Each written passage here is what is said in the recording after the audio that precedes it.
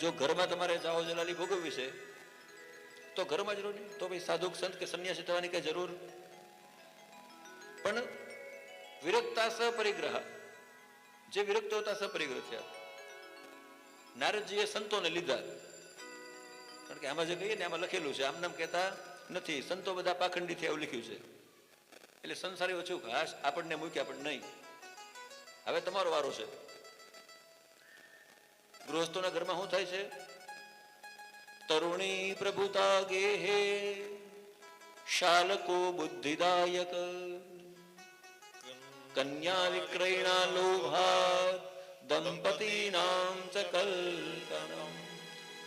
જો ભાગવત છે ને, આ ગાર્મેન્ટની દુકાન છે.